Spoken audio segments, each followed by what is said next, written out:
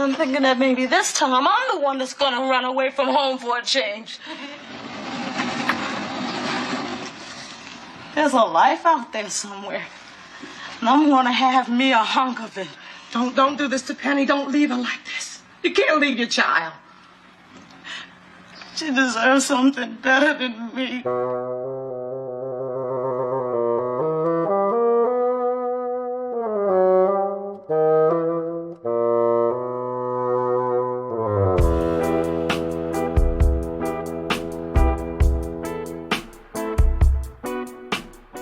I'm Garrett McQueen. I'm Scott Blankenship. And this is Triloquy, the classical music podcast that wouldn't be possible without delivery drivers. Think about it, Scott. These microphones, maybe not the computer that I'm working off of, that device that I bought and I don't know what it's called. It's a digital recorder. Yeah, so that all of those things were delivered. And I'm going to speak to the importance of that in the Triloquy today concerning something posted on Facebook by Anthony McGill, principal clarinet of the New York Philharmonic. Nothing bad. You know, this is not a drag. This is not the roast of Anthony McGill by any means. Right. But we are going to talk on that topic a little bit. I'll save it for there. Thank you for everyone who has come back. To the new listeners, thank you so much for giving us a try. This is a podcast where we take so-called classical music and apply it to the world. Sometimes censor it, sometimes ignore it, you know, whatever. So this is that. Opus 80. I was going to say, you've arrived at Opus 80. Yeah. So nice job. Yeah. This 80th opus of Triloquy is made possible in part by the New England Conservatory Black Student Union. David Norville, a previous Triloquy guest, was my liaison who set up a conversation, a presentation that I did, a 20-minute lecture, first and foremost, that was pre-recorded. 20 minutes video is a big file. Do you know that, Scott? I do. I do know that. I have some pretty good internet. It took hours for me just to get that uploaded and ready, but it all worked out. I had a great time talking with the kids. You know, I am really rooting. What do you say? The kids are going to be all right? Mm-hmm. Before the thing started, they just had some music playing in the Zoom waiting room. And one of the tunes was Lauryn Hill's Lost Ones, you know, from the Miseducation. So I consider that from that album, maybe not one, they're all hits, but Lost Ones is one that I feel like you have to know Lauryn Hill, at least know that album, to be able to sing along and be familiar. Every single one of those was singing right along with that. So the kids are going to be all right. They know their contemporary black music history, the past. And so huge shout out to all the kids over there, all of the young adults over there at the New England Conservatory, especially folks at the Black Student Union. Yeah, the downbeat, though, was a real blast from the past for me, though.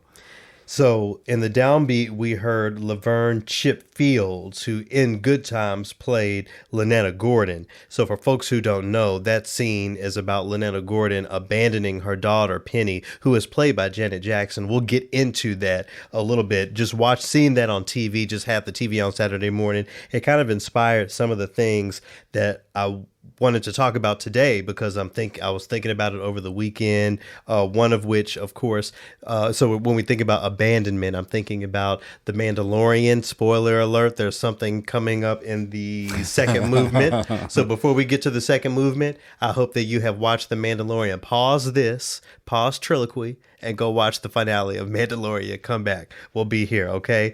Also, when it comes to abandonment, I discovered for myself a song that I'm sure everyone listening to this knows already, Hurt by 9 Inch Nails. It was made famous in part by Johnny Cash, I understand. I'm going to talk a little bit. It was made famous by Trent Reznor. Right. But so we'll get into that conversation. You have a side of the argument. As someone coming in blank and fresh, it is obvious to me that Johnny Cash made the song more famous. Well, that's what you see. That's an opinion. Well, we'll get on that later. Okay. And also on the abandonment topic, I'm going to briefly touch on Black people abandoning all of our normal human abilities tomorrow on the 21st for the Negro Solstice. So we're going to talk about that. We're recording this a day early, by the way, everybody, because it's a holiday week and all that. Scott, what music you want to talk about this week?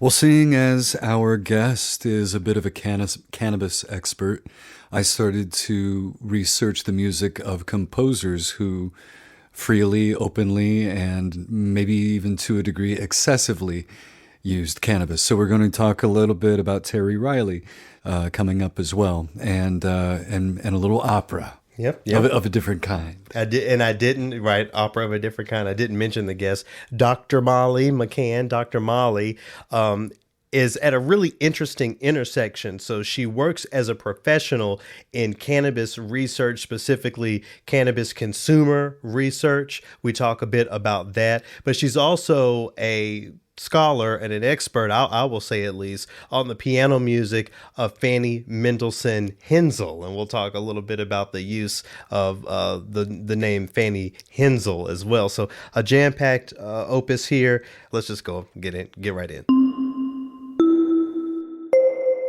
So Scott, everything is racist in 2020, as some people might complain, including the tune Jingle Bells. Have you ever heard that accusation? I haven't, but you see, the thing is that we're at the point now where you could tell me anything that I love or hold dear or remember from my childhood is based in some sort of privilege, supremacy, or racism, and I'd just be like, all right. Well, let's start there. The song Jingle Bells. Do you hold that dear to your heart? Is there some deep nostalgia for you connected to that tune? Just to grade school Christmas programs, and I think maybe once or twice growing up, carolers came by, and everybody knows that one, right? So if I tell you that the song Jingle Bells is rooted in racist, are you here dying on the hill of, stop canceling Christmas and blah, blah, blah? Y'all are That's not Christmas. Oh, really? It isn't Christmas itself. It's a Christmas song, sure. But it's more of a seasonal song if you think about it. So this story came across my eyes last week, and it's actually an old story. It's dated here December 2017. The headline from The Guardian says, "Is Jingle Bells racist? Despite backlash from the right, it's not black and white." So what this article is about a writer whose name is Kyna Hamill. I hope I'm pronouncing that right. Kyna, Kyna Hamill, shed light on some of the history behind that holiday tune that we all know and got all sorts of backlash, became a Fox News headline herself. But what I think is really interesting here is going back into the history of this tune that everyone knows, but so few of us may actually understand the history of. I'm going to read here from the article. It says, the song was written by James Pierpont, who badly needed work after failing at several other professional ventures. Pierpont capitalized on minstrel music and entered upon a so-called safe ground for satirizing black participation in northern winter activities. So basically, from that little paragraph, James Pierpont, a mediocre white man who, according to this, badly needed work and couldn't do anything else, all he had to rely on was making fun of black people. So he wrote some songs about some Negroes having fun in the snow around wintertime, and apparently Jingle Bells was one of them. Same thing with Mammy, wasn't it? It was a Jewish guy that wasn't cutting it on his own race, so he had to go into blackface to make a buck. Look at what y'all do to us. I know that when you say yo, you're not looping me into it. But man, when you look at me and say it, it sure does feel like it. We've dealt with taking, I'm joking. I do. We've dealt with taking Christmas tunes off the roster before. Last year, if not a few years ago, there was a big Baby, war it's on cold Baby outside. It's Cold Outside. I fully understand. At first, I will admit, I was like, for goodness sake, it's just a Christmas tune. But if you really listen to the lyrics, it does sound a little rapey, especially when she starts talking about what is in this drink. She should know everything. She should know exactly what's in that drink, and not even to be jokey about it. I don't think we should take light out of language like that. So I signed on to getting that one off the radio. There's plenty of other Christmas tunes out there. If Jingle Bells is indeed, as I'm reading here, rooted in minstrel shows and blackface, I don't want to sing it, and I don't want to hear nobody singing it at me. So, you're bah humbug. I'm trying not to, and that's going to be my triloquy. Is okay. Trying not to. Well, anyway, so Jingle Bells, are you ready to throw it away? Are you going to die on the hill to preserve it? Or are you okay with never singing it or playing it's it again? Fine. It's fine. Okay. No, and also I think you're going to have a hard time getting rid of that one, seeing as how, I think I was in kindergarten when we sang that in the Christmas program at school. And we're going to have a problem with it because, people in positions of power. But when I think about singing that tune as a little kid, I'm thinking back right now in my mind to my mom making a home video for my grandma for Christmas, for the holidays, and we're singing Jingle Bells for grandma. Little black kids singing a minstrel song that was originally written to make that's sick. That's crazy. And the way that the conditioning comes down, we're not even allowed to call out that history, acknowledge that history, and act accordingly in the future when it comes to this holiday music. Well, no, because it ruins it for everybody else that isn't affected by it. And why would I give I am being sarcastic. I'm being facetious. I'm giving you a go. Well, I'll post that article to the description. You can read it and tear it apart yourself. Obviously, we aren't going to play any jingle bells here, but I thought it would be nice to play a little bit of the score to a film called Jingle Jangle. This is like one of the new Black Christmas movies this year. I haven't watched it yet. I will watch it, but the score was done by a man named John Debney. So here's a little bit of the score to Jingle Jangle to get us into our next accidental.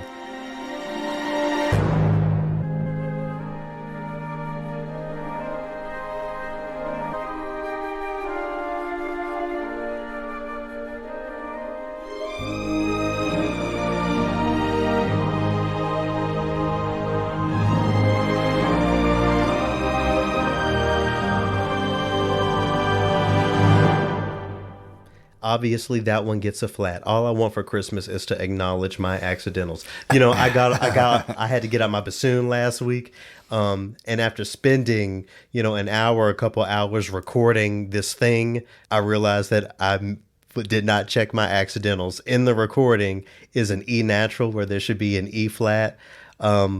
If she calls me back to tell me to fix it, great. If not, it is what it is. So checking our accident, that one gets a flat there. Right. what you got next? You're going to go hide under the bed if that's the case? I'm all right. Bare your head. I've been trying recently to bring in fun, positive things, as you know, and I wanted to bring in this week a little fun that you can have on your smartphone, on your tablet, on a computer. Nice little Sharp here. Yes, this is a Sharp because Google is doing this experiment. Let me see if... There we go. Okay, so I got to skip through this little tutorial. So just Google blob opera and it comes right up. Basically, you got 4 blobs that are representing different vocal parts, and you can scroll up and down on your screen or use your mouse to go up and down in pitch. And if you go to the left, then their mouths are wide open. I don't know what vocal technique that's called. And if you go forward, then it's all all their lips are. So I did an experiment with this earlier and it'll work out. So I just want to give you a little example.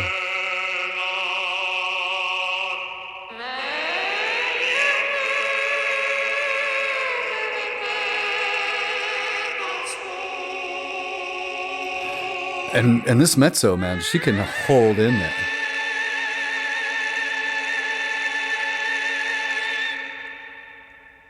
What do you think? You can record it, share it with your friends. They even do jingle bells. I think it's good. I'm trying to not roll my eyes and think about some good things here. So I think it's great for a kid to experiment with. What about the kid in you? I think it's great for a kid to experiment with, and composition and voice leading and all that sort of thing. For adults to play along with it, I think that's fun as well. What is almost wanting to irritate me is that one of y'all are going to write a concerto for the Blob Opera, and that's going to be on the next music festival or something. There's going to be a whole orchestra and somebody up there with their phone. You write it. Because I have real work to do, okay? If it gets played somewhere, kidding, y'all. Would you be heard? Kidding. No, and we would definitely talk about and it. We will program it with the cat concerto. Right. Okay, so the Blob Opera, where can they find that? On the interwebs. It's on the Googles. Yeah. So here's some more of that Blob Opera here to transition us.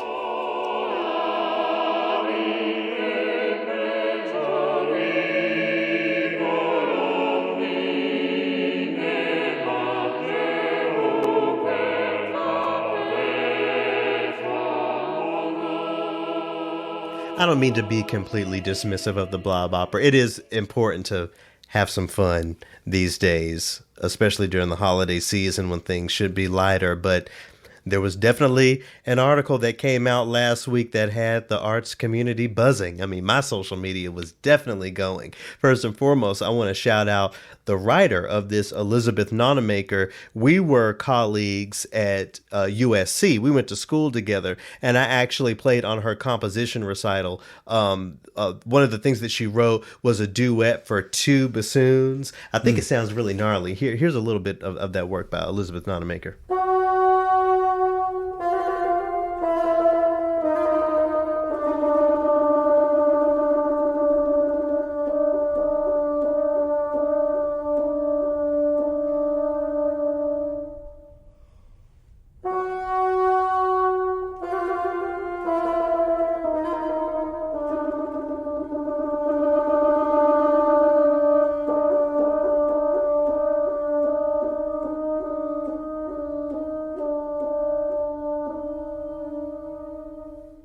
And shout out to Remy Tagavi, who was playing with me there, a St. Paul native, actually. Not only a St. Paul native, Scott, but a Matt Groveland native. So when I moved here to Minnesota, you're right in the he hood. was talking to me about, the streets he grew up on. But anyway, I wanted to shout out Elizabeth Nonemaker as the author of this article.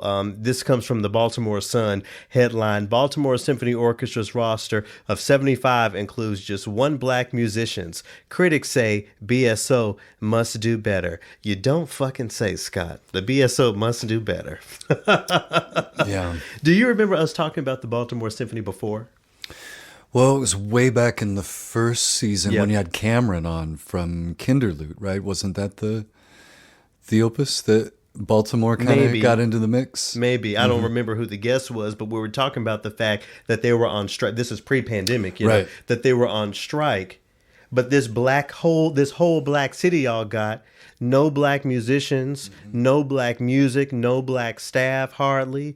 Where is the surprise? That was my take back then, and that's still my take now. Where was the surprise that y'all don't have the community support because y'all don't look like the community? Y'all don't engage the community. So now we have this article talking about they need to do better because they only have one black musician on stage who's tenured. Well, my answer is, of course. I don't think the article is completely useless. I think it's actually a great article in that it highlights Esther Mellon, a cellist who I would not have known otherwise. She's a cellist, joined the Baltimore Symphony back in 1977, is the only black musician there. So please read this article. You can get some of her feedback and some of her thoughts, it being difficult to be the only one. It says here, I'm quoting her, it says, sometimes you wish there was someone to bounce things off of. Sometimes you think, was that really a racist thing that happened? Was that what I think it was? So just being alone, and we talk about this all the time, but, so I encourage you to go back and listen, or rather read some of her things. But I wanted to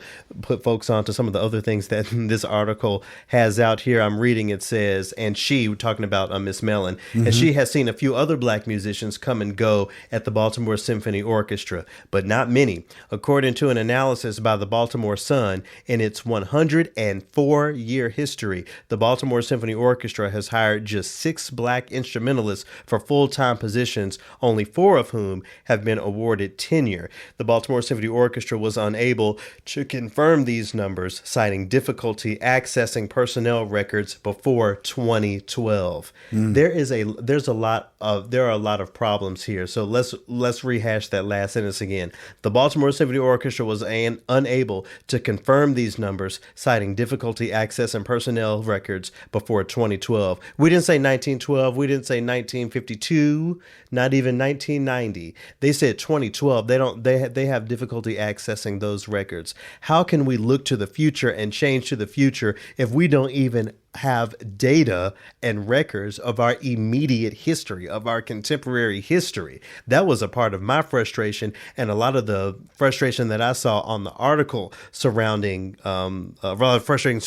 article. Now, beyond that, as I just read, the organization has been around for over a century, 104 years, and has given 4 musicians tenure. Baltimore is a mostly black city. You understand that, right? I do. And this is what it is. So this is why, yes, it's old news that the Baltimore Symphony and other groups need to do better. But when we have factoids like this, right, it's it's like, news what in to the hell some. are y'all doing? It's news to some. Now, didn't this also come up? I think I'm also remembering around the blind audition process and the screens. That was a conversation in here as well. Yeah. And Titus Underwood, member of the Triloquy family, Yep. is actually quoted as saying, well, I don't know, this isn't a quote, but it just says Titus Underwood, principal oboist of the Nashville Symphony Orchestra, believes fully blind auditions are more effective than, quote, mostly blind ones in eliminating racial bias. And my pushback there, and this is something that we've talked about before, again, the screen, but my pushback there is make it intentional, make the hiring intentional. We can talk about taking a chance on really doing totally blind auditions where you know nothing, see nothing until the very end. But my problems with that is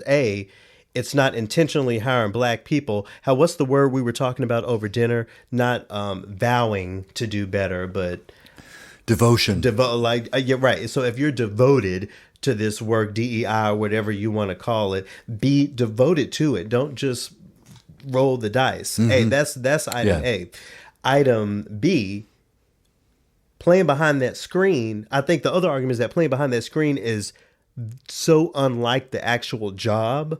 What's the point? And I'm not thinking of a comparison right now to radio, but I don't know. Just imagine getting on the radio and never having spoken into a microphone. No one hears what your voice sounds like through the microphones at that organization. That is just something that would not happen, right? No. But orchestras are doing this in the name of so-called fairness. Take the screen. I've said this once, I'll say it again. Take the screen down and hire black people, especially in towns like Baltimore, where most of y'all are black. In this article, it goes on to talk about how they have striven to program more diverse, more black composers. I'm starting to get over that too as well, Scott, because who are they going to go to when they talk about black composers? But Chevalier de Saint-Georges, and even on the contemporary scene, Jesse Montgomery, who we love, Samuel Coleridge Taylor. But there's still that lack of exploration. It's still that safety in that so-called diversity of programming. So we don't want to turn William Grant Still into Beethoven, and in that all his stuff is getting played all the time. And the fact is that we never could in our lifetimes, but they would act like it. They would act like we're just. You know what I'm trying to say? We don't want to absolutely. overplay the ones that we have. When there's plenty of new stuff coming out, we know there's. And it was his birthday last week, and we didn't say nothing. Y'all said something for us. It's fine. Thank you. So Baltimore Symphony, and you said you shared a cab with the president, right? I did. Yeah, coming back from Sphinx. Had a great conversation. Nice guy. It just happened to be that I got a ride in a normal time for a normal rate, and it seemed like all of a sudden like a surge rate took off right when he needed it. Did you get his card? Mm-hmm. You should send him an email and say, so what's next? What y'all gonna do? We want to ask him. Triloquy. Want to ask him on? Yeah, we'll ask him on. Yeah, that would be fun. Oh, would you facilitate that for me? Maybe we can Sure. set that up. Sure. All right. Well, I guess hang on, listeners. We might be hearing from the president. The music I wanted to bring in conjunction with this article is actually not Western classical, but it's black classical. As Nina Simone said, she affirmed herself as a performer of black classical music. One of my favorite tunes by her. I understand it's a cover of a tune called Baltimore. It has that Jamaican backbeat. I even have the vinyl out there. I love the tune so much. So here's a little bit of that to take us away from Baltimore. Oh, Baltimore, ain't it hard just to live? Oh, Baltimore, ain't it hard just to live, just to live? I gave that one a natural because we've been here before. We know what it is, so it's just, here we are. My final accidental, I'm going to give this a nice little sharp. So Scott, again, as to everyone listening, we're recording this on Sunday the 20th, because Scott has some things going on tomorrow evening. So Scott, it was nice knowing you in my regular human form. Once my superpowers take hold, I can make no promises. Please tell me what this is all about, because the story that I pulled up didn't have any details apart from you're getting superpowers. I'm reading here from theroot.com, an article by Michael Harriot. Shout out to him. It says, an open letter to Black people about your upcoming superpowers. So I'm reading from the top here. Dear prospective super Negroes, by now you should have received your certified letter informing you that people of African descent will receive superpowers on December 21st, when Jupiter and Saturn align for the first time in nearly 400 years. According to researchers at the University of Twitter, this will unlock the melanated magic in Black people, granting them never-before-seen gifts beyond the ability to clap on beat and resist dumping artichokes into potato salad. Okay. Who does that? So this is all in jokes. This isn't fun. But the fact is, Jupiter and Saturn will align in a way that hasn't happened in a long time. Right. What the just after sunset, you'll see them above the horizon. Like so what close. The actual science is saying is that there's going to be an increase of solar energy toward Earth, or however the scientists say. And of course, those of us who are melanated, who really, those of us whose skin is really activated in that way by the sun, apparently we're going to get superpowers. So this article kind of just, in a very in jest way, again, something light for the holidays, goes through the superpowers. Scott, and I'll leave the article here for you to go through. It's a nice laugh. It's nice and lighthearted. But Scott, what I wanted to ask you, so when I came to Minnesota and started my job at Minnesota Public Radio, I'll never forget, one of the things that you laid out was, well, this person on the team is really good at digital production. I'm a really good writer. This person does this. What's your superpower? Okay. So let's say outside of the context of this article, because it's all in jest, maybe we'll see if I have some, if I can feel the rain coming a week ahead, after all these superpowers. But so with that aside and considered, I wonder what you think about that question now. You were asking me what unique things do you bring to the team and ultimately the field, right? So how would you answer that question now, knowing what you know now, 2.5 years later? What would you say is my superpower? Oh, I thought you were going to ask me mine. I was going to ask you what power you thought you would get.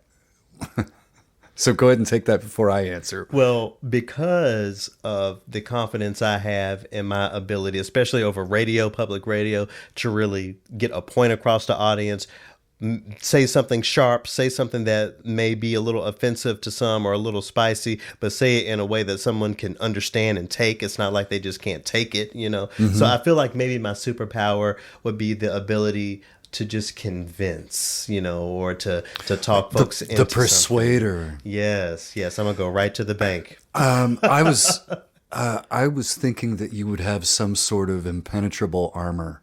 Oh. Because I know that you take a lot of DMs and a lot of emails and stuff that are filled with negativity, and you still come back with the same sort of drive every week, which I think is an admirable superpower. It comes from being Black. When they calling you an ER, at age 4 and 5 and 6, like I was hearing from where I came from, if someone writes you a little nasty email, get a life. All right. Maybe some sort of a knight then, or armadillo man. Armadillo man. Okay, that doesn't sound sexy at all. It depends. Hey, you can make it sexy. I have faith in you. Well, anyway, by the time you're listening to this, it will be Wednesday. So to the Black people, I hope that you have used your powers for good. If you've used your powers for evil, that's fine as well. I'm not here to judge you and tell you what to do. So mine would be smelling really far. But you're not Black, so good thing you don't have to worry about this. Dogs look where I point. Right, that's your superpower.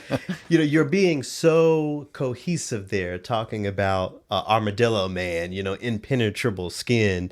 One of the things that we're going to talk about in the second movement is the Mandalorian. But since we're talking about superpowers and planets aligning, I wanted to honor another black hero from a galaxy far, far away, who was Lando Calrissian. So Dell and I, this has been like a Star Wars Christmas. We've gone through, obviously, we've been watching The Mandalorian. We've watched all of the core 9 movies, except for episodes 4 and 5. We did 6, 7, 8, 9, 1, 2, 3, plus Mandalorian, all that. So, Rogue One? Not Rogue One yet, so we'll get to that as well. And these are rewatches, of course. Anyway, in going back to the original trilogy,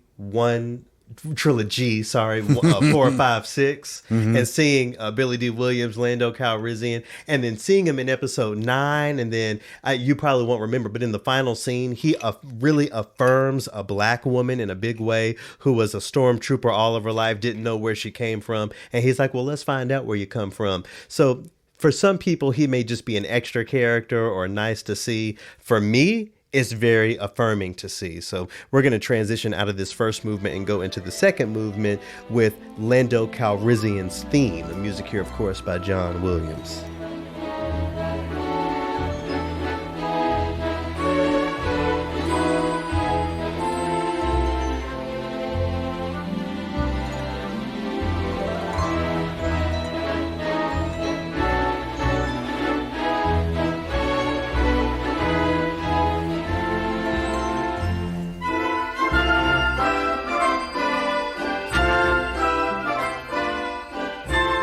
All right, so we've transitioned there with music again from a galaxy far, far away. So, Scott, let's jump right in. And a reminder to the listeners, we're about to talk about The Mandalorian for just a couple minutes. So if you have not yet watched it, pause this and go watch it, because it's a phenomenal episode. Finale. What did you think, Scott?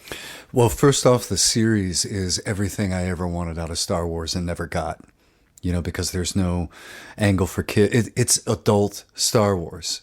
And more than just adult Star Wars, it's the lone wolf and his partner going through the universe. I mean, is that not how you just see yourself? It is, yeah, 100%. Yeah. The only thing is missing is Beskar armor. No, you're right. And I think that the finale of season 2 in particular brought out one of the things that The Mandalorian does for the entire canon, which is give you different perspectives, because on the entire Star Wars universe. Sure. Not just the show, Right, because, The Mandalorian is probably considered by most an outlaw, but yet he is the hero. Very much like Boba Fett in this instance. You're romanticizing... Or Boba the Hutt. Boba the Hutt, right. But what really raised my eyebrows is when they had the 2 pilots at gunpoint, and he said that he was on the Death Star, that he knew people on the Death Star, or he worked on the Death Star. Who is he? You're talking about the Mandalorian? No, one of the pilots that they have at gunpoint. They're trying to in the finale. Right, they're trying to get Grogu back, and he starts talking about the millions of people who died, and that destroying Alderaan, Princess Leia's home planet, was a small price to pay to rid the galaxy of terrorism. Okay, so it sort of turns it the other way, where the rebels are the bad guys. So looking at it from that perspective, which I don't think that the casual Star Wars viewer does. I think that that's fanboy territory there, to start looking at all the different aspects.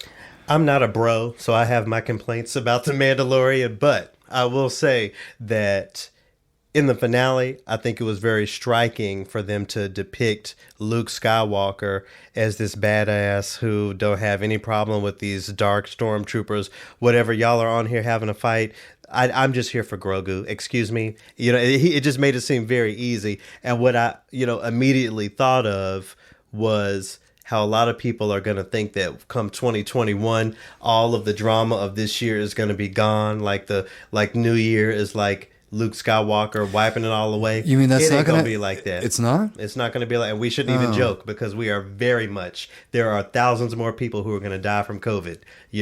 I just hope people are really taking all of this seriously. Going back to the downbeat, when we're talking about the theme of abandonment and all that, of course, that was a major theme here in the finale to The Mandalorian, as Mando and Grogu say goodbye to each other. I'm sure you got all in your feels there, didn't you? I did, but it happened 2 episodes prior, when he was going to hand Grogu over to Rosario Dawson's character, Ashoka. Ashoka. Yeah. And he goes back. He goes back to the ship to pick Grogu up, and you think it's just going to be he scoops him up and goes back, and no, he probably sat there. They just show him sitting there, the two of them at the end of the bunk. They probably sat there for 2 hours together, not being able to say goodbye. That's the one that ripped me up. Well, anyway, this is not the Mandalorian podcast, but I just wanted to bring it up because I spent a lot of time listening to, humming, and singing in the shower, stuck in my head, the main theme from The Mandalorian, written by Ludwig Göransson, the composer behind Black Panther. He's worked with Donald Glover on, I think he produced This Is America, and of course Donald Glover is going to be the young was already the young Lando, and there's going to be a new show about, so all sorts of connections and networking there. Shout out to Ludwig Göransson. Scott, you know how I am. I don't give a lot of barbecue invites. Cookout invites, but he gets one because the way the recorder ensemble is just seasoned. You can tell that Ludwig Göransson has been at a spades table just from the syncopation he uses in those recorders. Shout out to Ludwig Göransson. Here's a little bit of the Mandalorian theme song.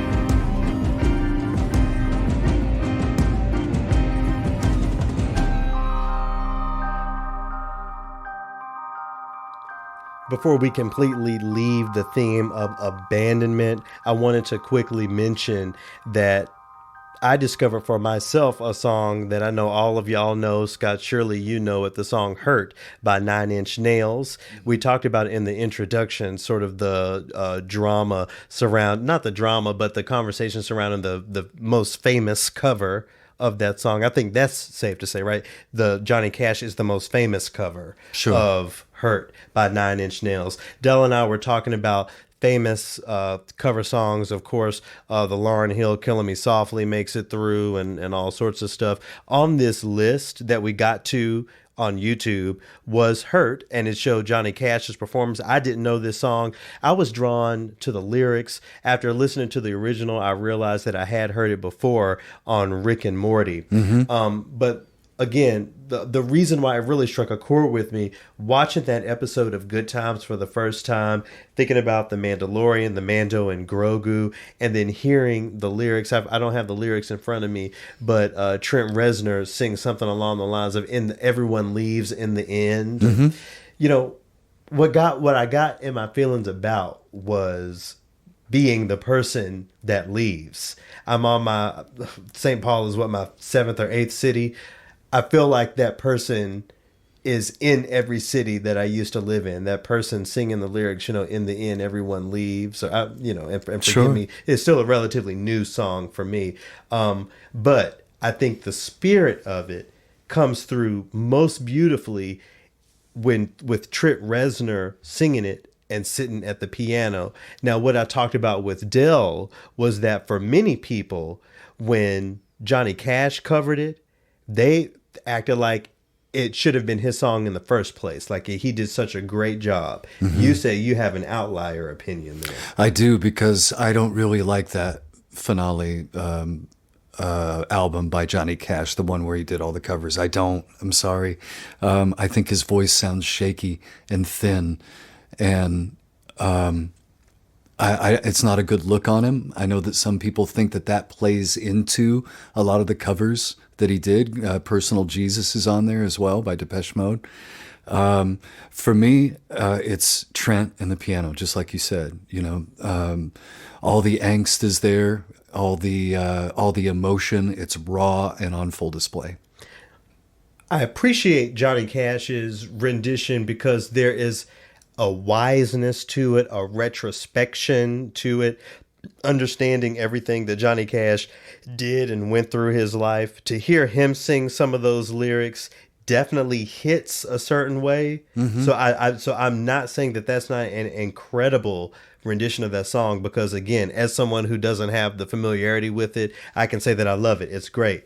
The Johnny Cash version. Trent Reznor at the piano, for me, like as you've said, really pulls out the spirit of it.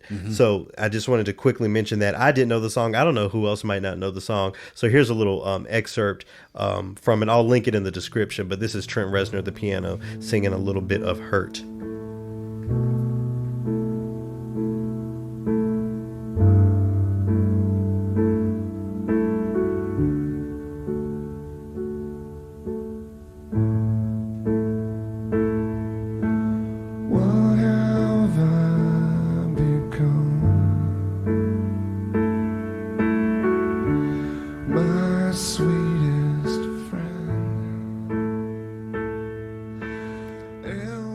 We've been talking, Scott, already a little longer than I had planned. We say that every week. I know. I wanted to talk a little bit about some of the music that I had planned for the Kwanzaa special that several radio stations have picked up. I'll just say my favorite tune from the program the hour-long program I put together is a work like I call it a co-composition. It's a work by Afro-Cuban composer Mongo Santamaria, an arrangement for wind quintet by Valerie Coleman. It's called Afro Blue. Go look it up if you've never heard that before, or you can listen to it live in the show that I call The Sounds of Kwanzaa. I just want to quickly thank all the stations that have picked it up. If you want to hear so-called classical music in a Kwanzaa setting, I really encourage you to check out one of those. I'll have show times and all that listed on the Triloquy website. I think I put some nice music together there. So if you can, be sure to check it out. This is our last opus before the year in review. So,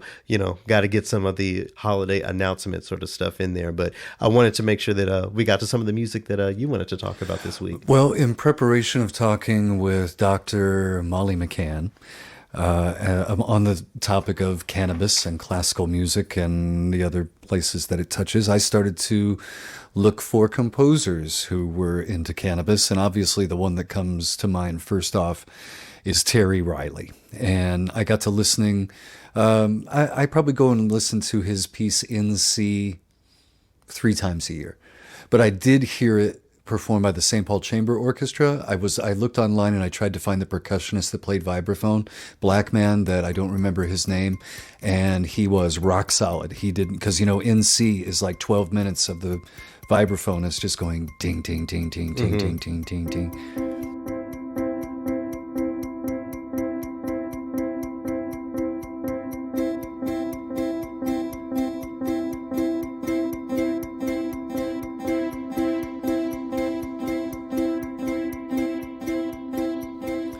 And he did not fall off that entire live performance. So props to that.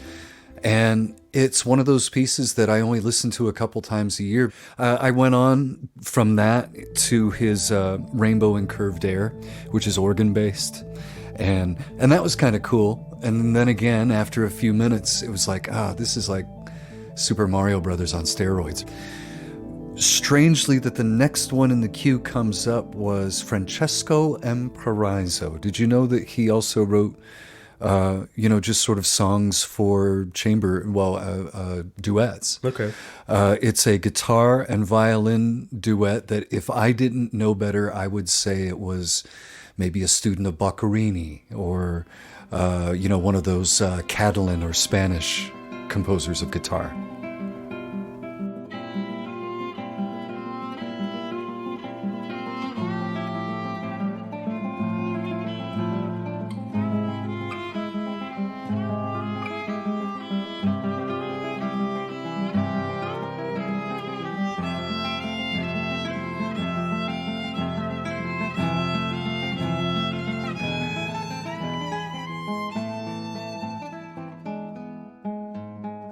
As you have hinted us to a couple times, today's guest is Dr. Molly McCann, a specialist in cannabis research and in the music of Fanny Mendelssohn Hensel.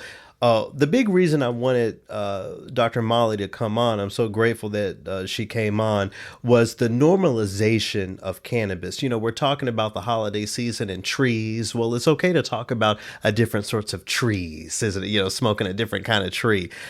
I think there is an opportunity for so-called classical music, the classical music institutions, if there is some real embracing of the idea of joining those two worlds, I think there could be a new audience, there could be new money made, and there could be new opportunity for so many different things. So, There are. So the three of us, me, Scott, and Dr. Molly, had a conversation, where we talk about what she's learned in her work. We talk a bit about cannabis use in the concert hall. But Dr. Molly is also a really brilliant pianist who has spent a lot of time studying the music of Fanny Hensel, specifically one called Das Jahr. It's a 12 movement work, piano pieces, each one dedicated to a different month of the year. So we'll transition into our conversation, let's say we're not going to do the January or December because we talk about those in the conversation.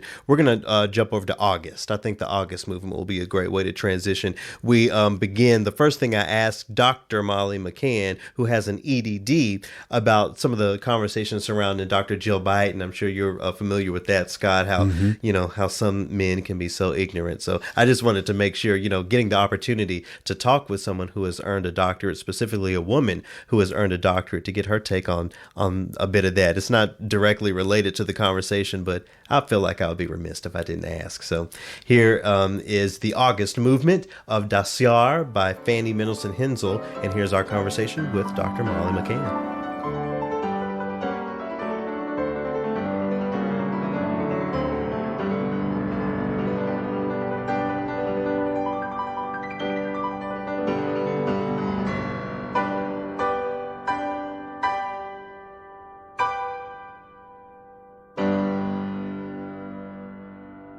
My first reaction was that, this is familiar, right? This is insecure dudes who don't have anything better to do. This is, picking on women who are better educated it's not surprising to me. I've seen it a lot. The thing that I felt most was just embarrassment for that dude who put himself out there like that. What an asshole. And he had to, I don't know. I think the response was appropriate, but also doctor it's like an honorific, right? You're not going around telling people I am a doctor, right? It's just something that goes in front of your name and, in recognition of the work that you've done. And to be clear, you don't need to be especially smart to get a doctorate. Having a doctorate doesn't make you a smart person. But to me, it's a matter of respect for something that you've achieved.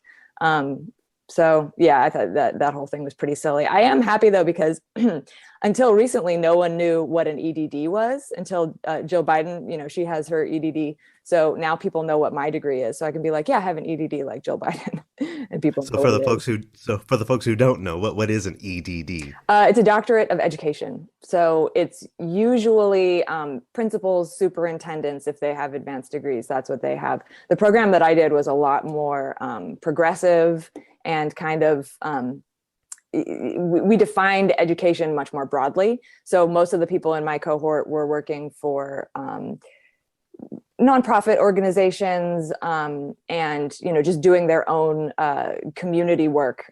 So we defined justice or social justice and education as just a part of everyday life and where you can show up anywhere, not specifically in a formal school. Yeah, and we're going to get into the very unique work you do, but I wanted to start with a Mendelssohn Hensel question. Well, first and foremost, I always say Fanny Mendelssohn. I noticed that you're very intentional about the use of the name Hensel. Is there anything behind that? I think the simplest answer is that was her name. That was the name that she went by when she did later in her life publish things. She published it with the name Hensel. When she kind of semi-publicly appeared as a performer, which only happened a couple times. she used the equivalent of Mrs. Hensel or Mrs. H to try to remain more anonymous, because it wasn't appropriate for her as a wealthy woman to be, doing music publicly like that. So it was the name that she used. And I had my own kind of evolution around the use of maiden names versus married names. I'm married and I kept my maiden name. My mother is still married to my father and she uses her maiden name. My mother-in-law actually also uses her maiden name. So it's kind of just a cultural thing. And if I'm being honest, I had, really strongly held and kind of ill-informed opinions about the value of maintaining your maiden name versus adopting.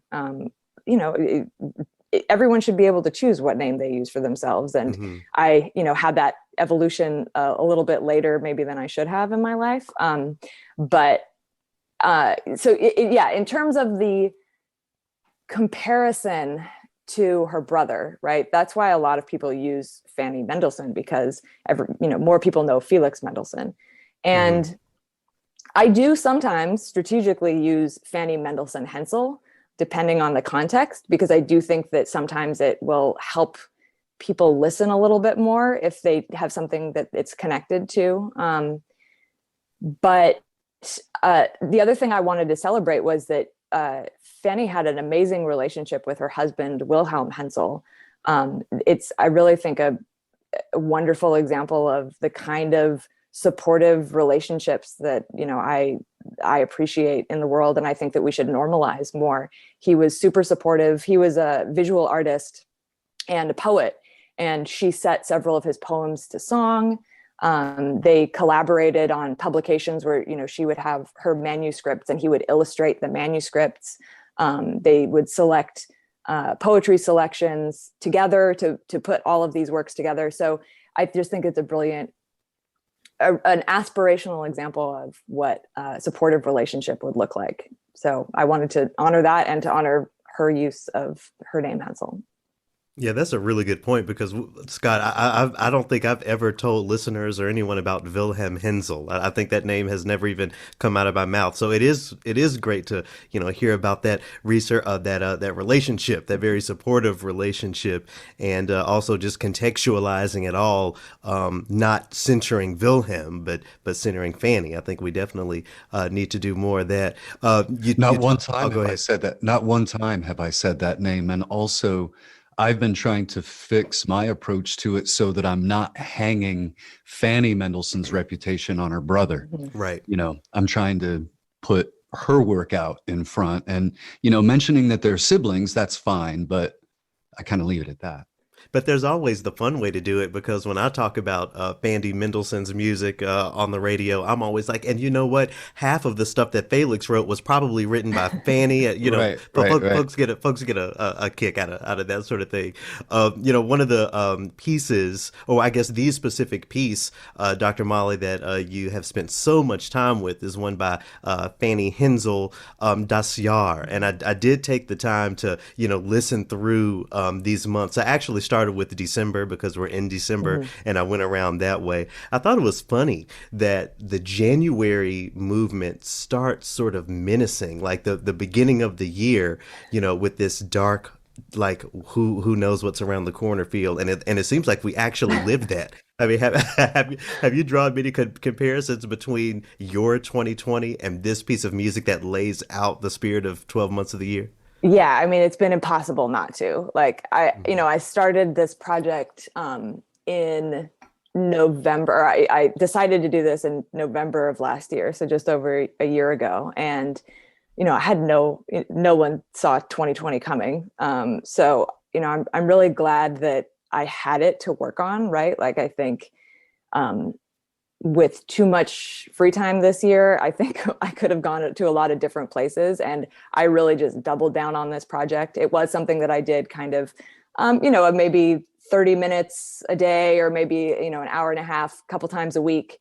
And then I turned this into like a part-time job, basically. And it was, the work is so complex and, technically challenging to play, but just there's so much there. There's so much expression. It's so vivid.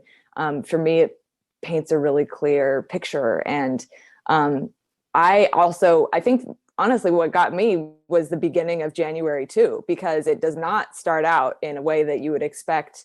I don't know. I don't know what I expected, but it's the subtitle for January is A Dream.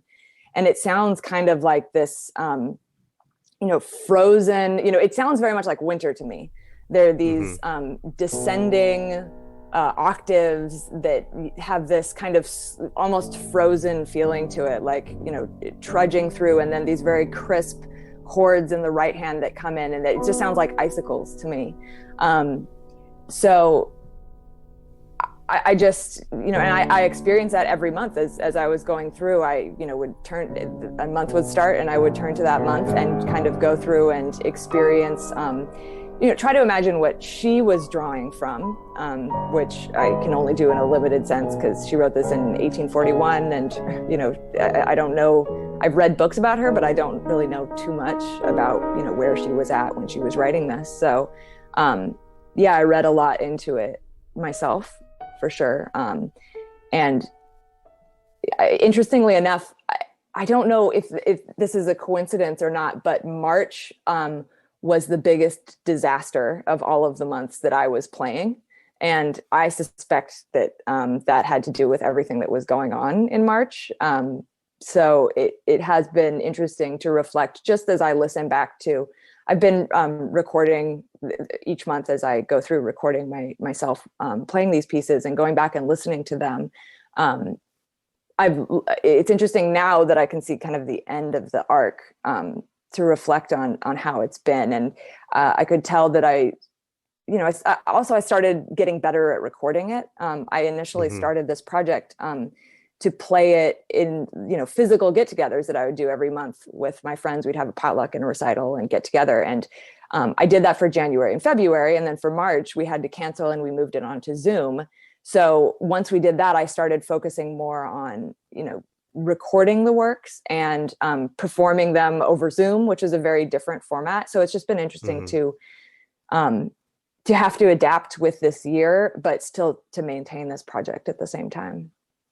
I think it's really important to note that these aren't kiddie pieces. I mean, these are real compositions that take a lot of work. What's your, do you have a formal background in piano to be able to even approach these pieces? I played piano since I was 6 or 7 years old. I played it really seriously through high school. In high school, I started doing some arranging, orchestration, composition. I studied a little bit of a few other instruments. I wanted to be a conductor when I was 16, 17 years old.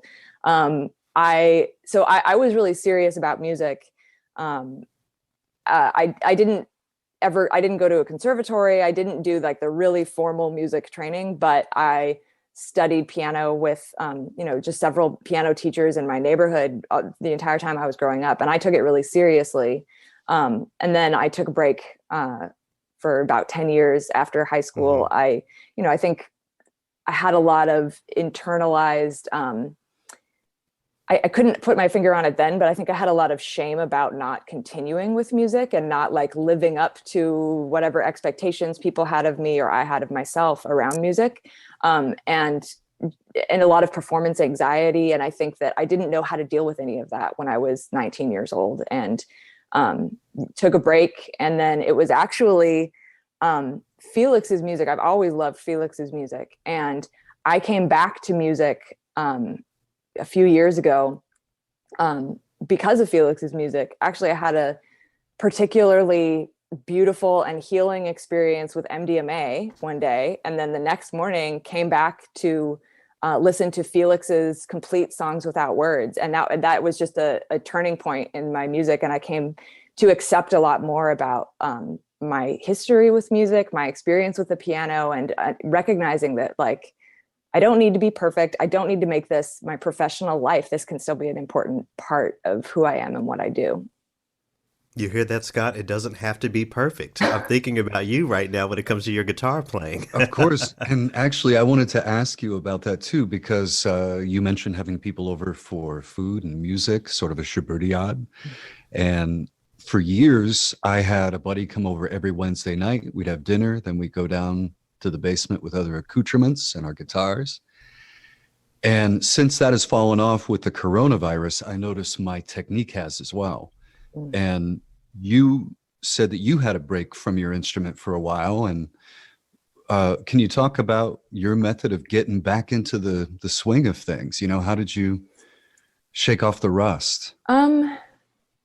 It took a while. And I think the most important thing for me personally was just developing new ways to practice. I think that I had always, in going along with the perfectionism, and by the way, I'm not over my perfectionism. I still struggle with it like every single time, every single day. But I know, at least now I know that, that it's not the most important thing. But, I think I had really specific ideas about how I should be practicing, and the freedom to, remove any expectations about what I was supposed to be really allowed me the freedom to do different things to practice, and to maybe the biggest thing for me was to stop focusing so much on the technical aspects of it and to really focus on the musicality of it and the interpretation of it, because that's what motivates me, right? I think that I got too bogged down back in the day with the technical aspect of things and didn't really find the part of it that I loved. Yeah. That's so important for musicians to understand, because my development was kind of opposite. My first teacher was very much about the music of it all and really squeezed something out of this. When I went on to grad school, I could play very musically. The spirit of it all was there, but my teacher was always like, okay, but you missed the F sharp though. So, I think, what you're speaking about, that balance is so important. And you know what, Scott, what helps me get there is a little help from our little green friend. I think I would like to transition to talk about that a little bit. So, Dr. Molly, first and foremost, you talked about a shame. Maybe you didn't use the word shame, but just feeling guilty about not continuing in the music. There seems to be a guilt or a shame, if I can use that word, about speaking up for cannabis, speaking up as a cannabis user. I wonder if you could speak to that as a professional in the field. I mean, do you ever feel awkward affirming cannabis in certain spaces, maybe classical music spaces? So I don't, but that has everything to do with my context. I live in the Bay Area. I live in Oakland, and the attitude around cannabis here is very different from everywhere in the country, everywhere else, especially everywhere else in California. Even I grew up in Southern California. It's an entirely different planet here around cannabis and attitudes towards cannabis. Also being in the industry, especially when I first started getting involved in the industry, which was maybe like 2012 was the first time I did any of that, which was, that was an entirely different world than it is now. And the people in cannabis in Oakland in 2012 were the most accepting, eccentric, I was enchanted with how earnest and authentic and themselves everybody was. You go around in all of these other kind of professional contexts, and people are trying, for good reason, often trying really hard to present some image or some sense of who they think they should be. And I didn't get any of that back in the time. And I think that's when I was like, this is what I want to do. This is who I want to be with. This is what I've been looking for. And the culture has changed and is changing a lot right now, especially as there's so much more interest in cannabis. And I don't want to downplay the stigma, because the stigma still really exists, especially in certain places. Right now, I don't exist in any classical music spaces. So, I mean, I used to go to concerts back when we were able to do that pretty regularly. But, I understand that that's a very traditional, conservative in terms of ways of being and presenting yourself. I think it's a world where it makes it hard for people, especially for certain people, right? You don't want to, outing yourself can have real negative consequences for a lot of people still. And it's important to say that that's rapidly going away. Really in the last 10 or 15 years, especially, attitudes across the board around cannabis have changed I mean, it's one of the fastest changing social issues in the world, and especially in this country, but it still exists. And so I think what I want to say to that, to people who are listening, who might not be comfortable sharing, of course, you know, use your judgment about who you want to disclose that to. But the best guesses are that somewhere around half of American adults have tried cannabis. So it's not an unusual thing, right? And there's somewhere around a third, roughly, use it on a semi-regular basis, or have used it at least once a year, right? So this is a normal thing to do, and you shouldn't feel shame around it. And I think that pretty soon here, everyone is going to feel a lot more comfortable talking about it. We've talked about it a lot, Scott, the stigma versus normalization. I will walk down the street with a joint and not think about it twice. But Scott, you know, you don't have that level of liberation. because I'm coming at it from my late 80s perspective, growing up in the conservative Midwest, where you had to keep your shit hid and you could not be smelling of it. And also we had a program for underage offenders. You either went to juvenile jail or you went into a treatment program. Mm-hmm. One of the two. That was your option. And so obviously everybody takes treatment, and now that's on the record, mm-hmm. right? So nobody wants that. And so, yeah, it's really difficult. Like when we were in Detroit, I saw a guy walking with a handful of cones, and I'm going, dude, there's a cop right over there. You know, and it's legal. And a really important point, though, about that idea that, you know, you can either go to jail or go to treatment. It's mm-hmm. important to recognize how prohibitionists use that to imply that consuming cannabis is problematic. They say, well, look at all of these people who are in treatment, right? They go to drug rehabilitation for cannabis. And it's like, that's because it's a better alternative than going to fucking jail. Like that's right. So it's important to understand all of the dynamics that are going on here. We'll leave it at that. Also, once I said to my dad, I would love to go and live in Colorado, you know, mainly because I love the mountains, but he immediately went to the legal weed thing. He says, oh yeah, you'd like that, huh? And I said, talk to me when drug testing ends. Where are we with drug testing in states where cannabis is legal? It varies.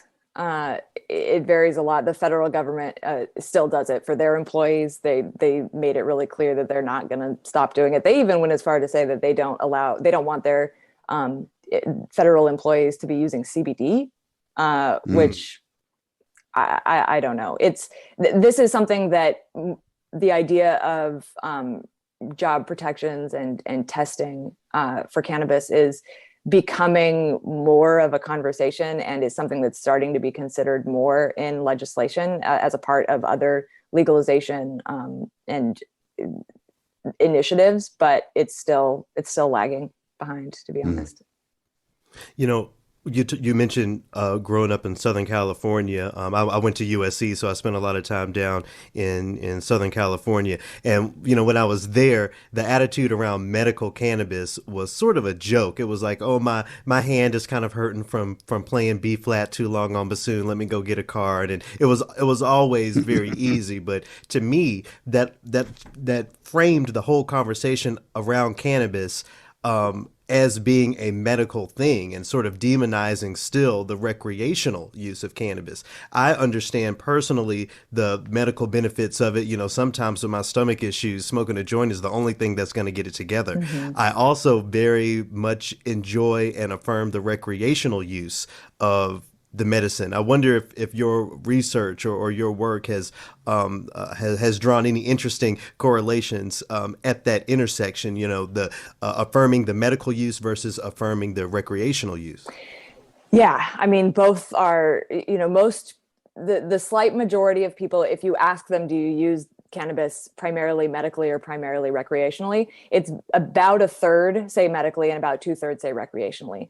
Medical users are more frequent consumers. Usually that's because, you know, they're treating some ongoing condition. I also have had a lot of stomach problems, and cannabis was one of the things that reliably made me feel better when nothing else did. And, if you've had that experience where you're in pain or discomfort and something finally gives you relief, like that's how a lot of people come on board and start supporting medical cannabis, because either they themselves or someone they know has had that experience and they know how life-changing it can be. So another thing about consumers who are either medical or recreational, the majority of them say that they do both, right? And those are very different kinds of uses. So if there's maybe among 10 consumers, one will say, I use it only medically and not recreationally at all. And then maybe another, 2 or so will say, I use it mostly medically, but somewhat also recreationally at times. And then the recreationally people are split pretty much. So about half of them say I use it for both, and half of them say, no, I only use it recreationally. So it fits into different people's lives in different ways, right? People tailor it to what they're needing at any moment. And also this speaks to kind of our society's way of understanding our physical condition, right? Like, I don't know if in a lot of cultures, for example, there's not a difference between using something to feel good recreationally and using something to feel better medically, right? It's kind of a false dichotomy in the larger sense, right? If you're doing something to feel better, right? A lot of the people who say they use cannabis recreationally are saying the reason they do it is to relax or to relieve stress. And, that's kind of medical too, right? There's a medical application there. So it's a complicated, it's not just a simple medical or recreational divide, I guess. Yeah. Oh, you mentioned that you had sort of a breakthrough with MDMA when you came back to the Songs Without Words by Mendelssohn. Have you experienced that with cannabis and classical? And if so, how does cannabis meet your music? I don't think I've had that in the same. I mean, that was a one. Just I can point to that day and say that something changed this day. I don't think that I ever had any one moment like that with cannabis. I think that it's just an ongoing, when I use cannabis regularly, usually like in the evening at the end of the day, I think that what it does for me and the way that it's connected to music is it kind of lets me not turn off my brain, but like unwind my brain and like really explore and get some perspective on like, here are the things that I'm thinking and feeling. And like, what does that mean? And just kind of put everything in context a little bit. It makes any anxiety or frustration or stress, I'm able to look at it and say, oh, that's interesting, instead of being in it and kind of consumed by it. And, so of course, for me personally, that has to do with music. And as I already mentioned, my, high levels of stress that I put on myself about music. And also just to enjoy it. I mean, I think that it's incredibly common. A lot of people that we talk to, a lot of consumers say that one of their favorite things to do is to listen to music while they're consuming.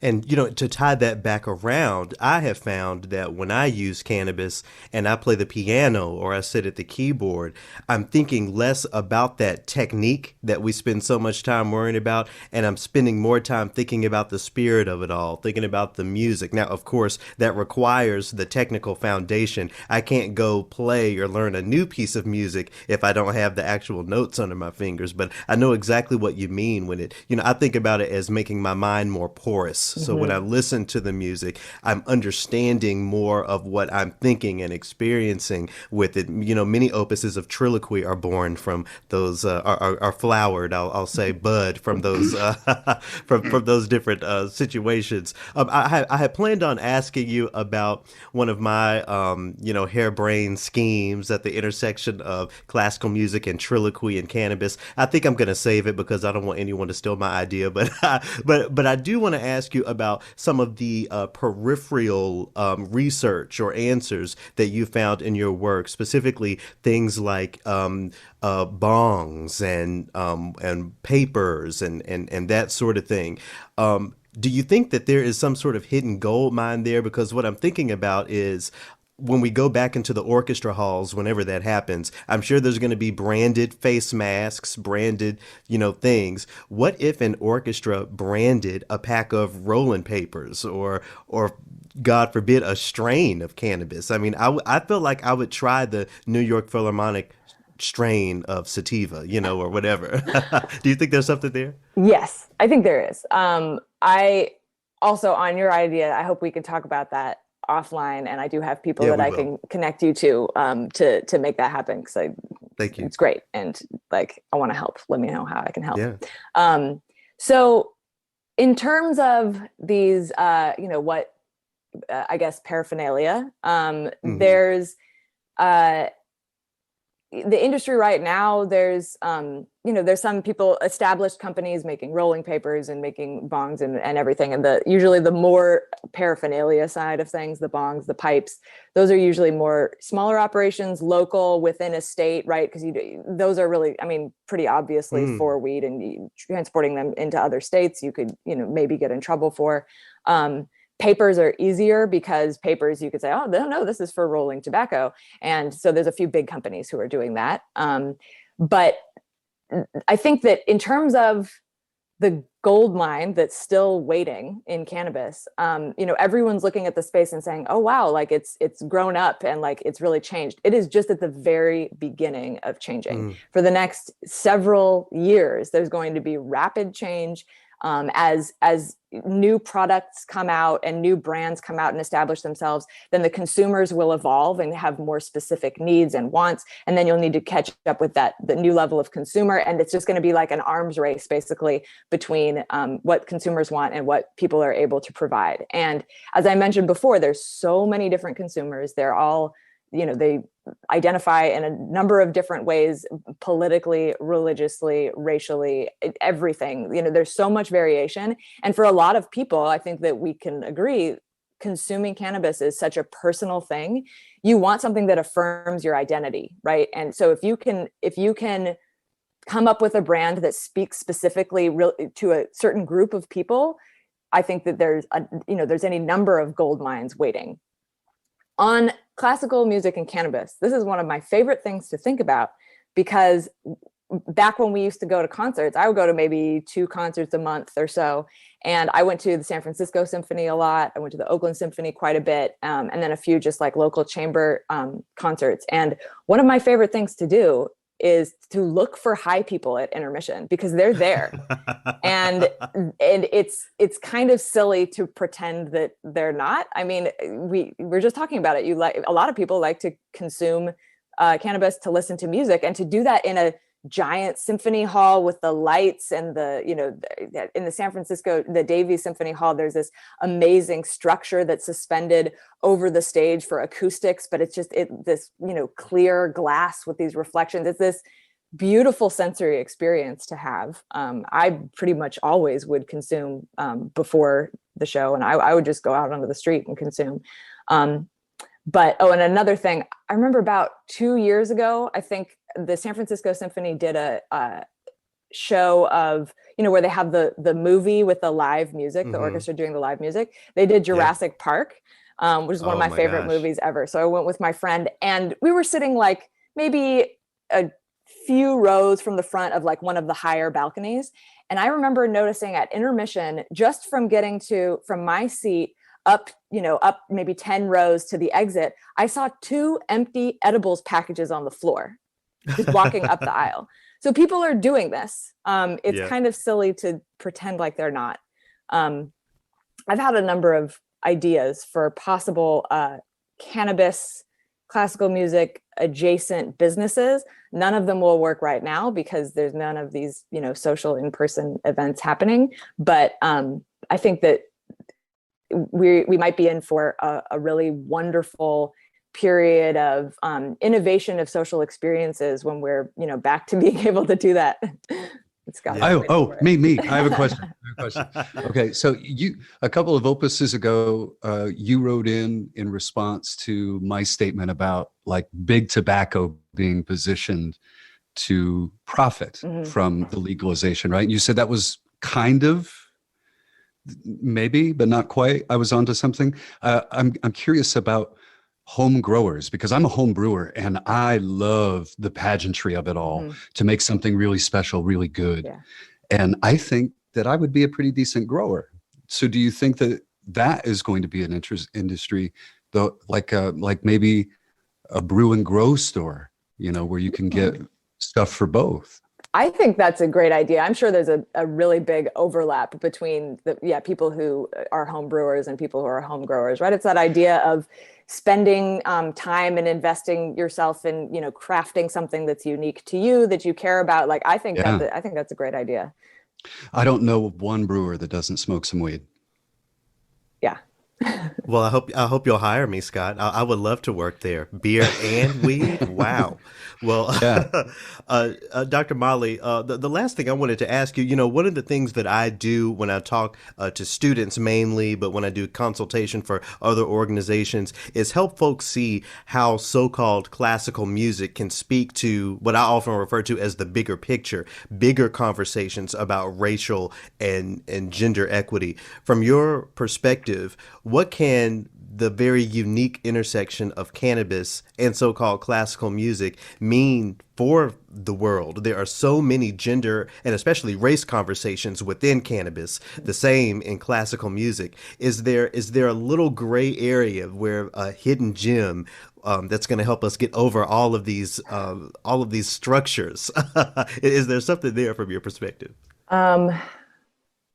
I mean, I wish there was one little point that could get over all of the structures that are standing in the way of this. I don't think, if you look at the history of Western classical music, and you look at the history of race in the US, like, there isn't one easy answer to any of it, right? It's just, it takes sustained, committed work to changing anything that's this entrenched. I think that I do, though, think that cannabis is a really good example to point to of how attitudes and opinions can change really, really rapidly, though. It's something that people have come around on. Now I think something like 2/3 of Americans of the general public say that cannabis should be legalized, and it's something above 90% for medical cannabis. The 2/3 is just for recreational. So it's something that, it shows that things can change. And that's another thing I think that is really important to note about the changes that we've seen since COVID. The fact that everything changed basically overnight back in March has shown people that real major change happening quickly is possible. And, I think that was a big part of why we saw the reaction we did to George Floyd's murder, right? People are like, wait, we can change, we all shut down our lives and stopped everything that we do overnight for something. Why can't we do the same for this? So I think that cannabis is an example of that change does happen. But it's, nothing is going to get fixed without people being engaged and educated about any issue, and applying increased or, sustained pressure to get these changes made. Mm-hmm. Absolutely. Right now, there's someone who is going to spark up and listen to the December movement of Das Jahr by Fanny Hensel. Paint the picture for them as they're listening. What should they have in mind? Oh my gosh! Well, it's a very active movement. It is, and so I don't know what part of it you're thinking of, but I'll tell you what my story is when I'm playing it on the piano. So it starts in my vision. It starts in a frozen forest at night. And there are these little, you're outside and it's freezing and the wind is blowing, and there are these little forest sprites running around in the bushes and behind the trees and kind of laughing and, giggling at whatever's going on. And then you make your way back to the village, and there's a church bell tower that tolls, and you fall asleep in your home and drift off to sleep.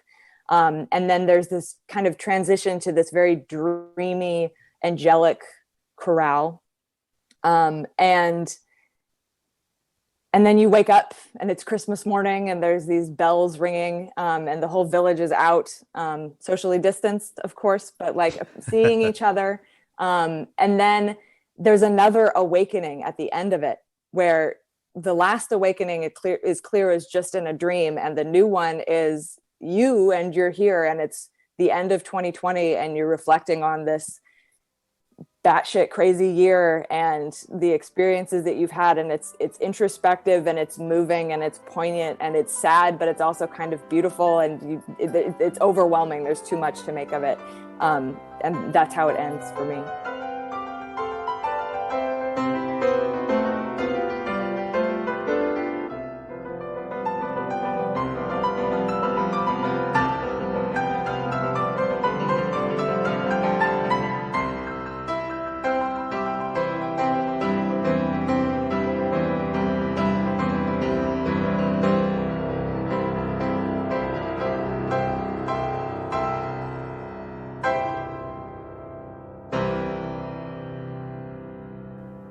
I want to thank Dr. Molly not only for coming on Triloquy, but for staying on the line after we cut the mics off to talk about one of my harebrained cannabis classical music ideas. So hopefully more of that to come. It's just an idea right now, but as a cannabis appreciator, as you are, Scott, like I said before we listened to the interview, I think there's an opportunity there. So maybe we can get something together. But in the meantime, brand expansion is what they call it. Grand expansion. Brand expansion. Oh, brand expansion. Okay. All right. Here's the Triloquy. Mama, they don't know it, but that IQ exam was nothing but a white racist test. It don't tell you how smart you are, just how white you are. Shout out once again to the show Good Times, and shout out to Michael from Good Times, who you heard from there. I love that they paint all of the different colors of blackness, including the people who are really pushing for that liberation and really breaking down structures and critiquing. I think that's a really important quote there. When we talk about the standardized test, we have to talk about the means to which a person gets to a certain position as far as a job or whatever, especially as a black person. For many black people, we think, and I'm not talking about anyone specific here, but we think that once we get to a certain position, we get a certain job, we have a certain amount of power and privilege, that the problems of racism don't apply to us anymore. Well, Anthony McGill, the principal clarinet of the New York Philharmonic, reminded his Facebook feed, anyway, the world, that is not the case. I'm going to read his Facebook status from December 18th. It's a public status here. It says, I'm not going to read the whole thing, but basically it says, he walked up to the Rose Building at Lincoln Center to do a recording session. The person at the back basically believed that he was a delivery person. He said, "Can I help you? Pick up or delivery?" This is the security person out back. Anthony McGill gets into how, it was so upsetting to him and how we have a lot of work to do in the arts and all of that.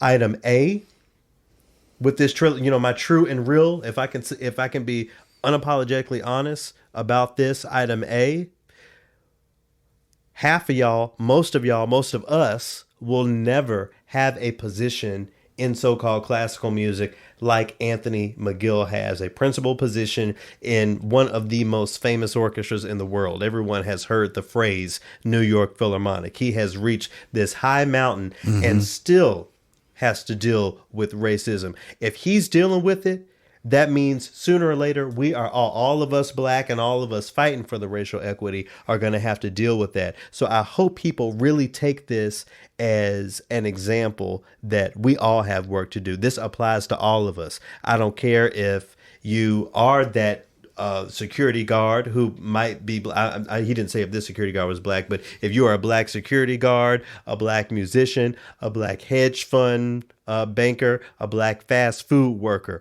we all have work to do. Okay, I really hope that him laying out and being public about this situation taught some folks something, because you can say, oh, well, it wasn't about race. He had never seen Anthony before, or the security guard could not fathom the most famous orchestra in the world having a black musician. It could also be that. But the thing is that he is the only black musician. So if you should know him. If it is a regular guy at the door, wouldn't he know that? Well, I don't want to make assumptions. I think I agree with all the points that you're making, but obviously people sit here, will read that and think, well, what could have been the problem? What? We should never make assumptions, but we're also never allowed to really identify what's very plain in front of our face that we have experienced all of our lives. Right. So there's that. Okay. Right. My second point with this, though, is that I hope that we are being very careful to make sure that we are not diminishing non-so-called classical music jobs. So to be mistaken for the delivery, and this is not directed toward Anthony McGill, but I just to whoever needs it, being mistaken for the delivery person because of racism is one thing. Being upset to be mistaken for a delivery person is another thing. I started this whole opus out by shouting out the delivery drivers. We're in the holiday season. Amazon is working double and triple and quadruple time. Mm-hmm. I know a lot of people who have and I'm not exaggerating. I know a lot of people who have picked up part-time work, sorting boxes over there, 10, 20 hours a week. Mm-hmm. This is a very important job. And I think when we're using our most equitable language, our most equitable practices, our most equitable way of thinking, we have to be very careful when we draw offense from being mistaken for insert job here. That is not my job. Respect the work. Right. Yeah. And respect all the work. So that's that. The other thing that I wanted to quickly note, look, it's the holiday season.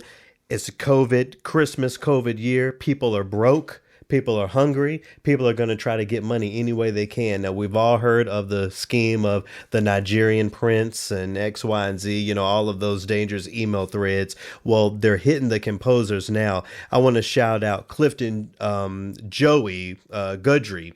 On my Facebook, a composer, they received a message. So I'll just read the first couple sentences here. It says, the International Contemporary Ensemble, in conjunction with I Care If You Listen's Uneven Measures, has selected you as the first of 3 recipients of the American Composer Initiative Commission. And it goes on to talk about money and opportunity. International Contemporary Ensemble, ICE, is real. I Care If You Listen, as you know, is very real, as is the Uneven Measure series in conjunction with the American Composers Forum. So these are people who are read, who understand the arts field, who know who these composers are, these artists, sound creators, whatever word you want to use, and also know that it's rough out here and folks are going to take whatever gig they can, really taking advantage of that. I want to bring this up just to remind everyone to be vigilant. You may not be a composer looking for a commission. You may be someone who just clicks a link in your email, so be careful. I was on the phone about 3 weeks ago. Someone in India had gotten one of the passwords to one of my internet accounts, and I had to go through and change everything. It's real out here. Mm-hmm. It's been a rough year. We're just about to the end of it, but stay strong because there's a lot of fuck shit going on, as they say on the streets. Yeah. So anyway, we wanted to end with something light because this is the last opus of Triloquy before present opening and Kwanzaa celebrations and all that. So did you have any warm mess? Are you going to read The Night Before Christmas for us? Not right now. Okay. Not right now. No, but maybe on Christmas Eve or something like that. I don't know. I know that a lot of people are not looking forward to the holidays anyway because it's tense with family, for whatever reason, and a lot of it surrounding politics, especially this year. So, number one, you don't have to do that this year. So that's a little bit of tension relief. And if you don't want to go, you got a reason. Right. So, but if you're one of the social folks and you're going to be missing that time with your family or with your friends, your social gatherings, take it from a bachelor who has spent like the last 8 Christmases on his own. Take this day to yourself. I'm serious. Turn off the phone if you can. Go on a walk. Get back to something that you like to do. play that instrument, write, do your art, sleep. You know, a lot of people are just finishing up with classes. So this might be a marathon nap to catch up on some sleep for some PhD people. The few of them that I can think of. Take this day, take Christmas Day to yourself. This year. Maybe smoke yourself some nice weed, since we've been talking about that. Take some time to yourself. Tannenbong, right? Nice. Look, my last little thing is that those of you listening right now, you are my gift. And I know that might sound corny or trite or whatever, but when I think about, and we'll get into this in the year in review next week, but when I think about this year, when I think about where Triloquy has gone, how Triloquy has become, a large portion of my career, my bread and butter and all that sort of thing, none of it will be possible without y'all listening. So whether you listen when this comes out, whether you stack them up and save them for your road trip, whether you break it up, it takes you a week to listen to one opus. I really don't care. What I care about is, the support that I've gotten from each and every one of you. And it really means everything to me. So thank you so much. I am most grateful to you. You are my gift.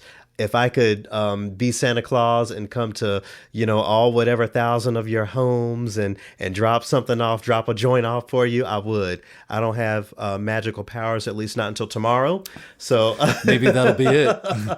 So again, this was recorded on Sunday the 20th. If something big happens between now and Wednesday, if one of the orchestras does something crazy, we'll get to it next week. Merry Christmas. I hope you had a happy Hanukkah if you participate in that. Happy Kwanzaa that's coming up, and happy joy.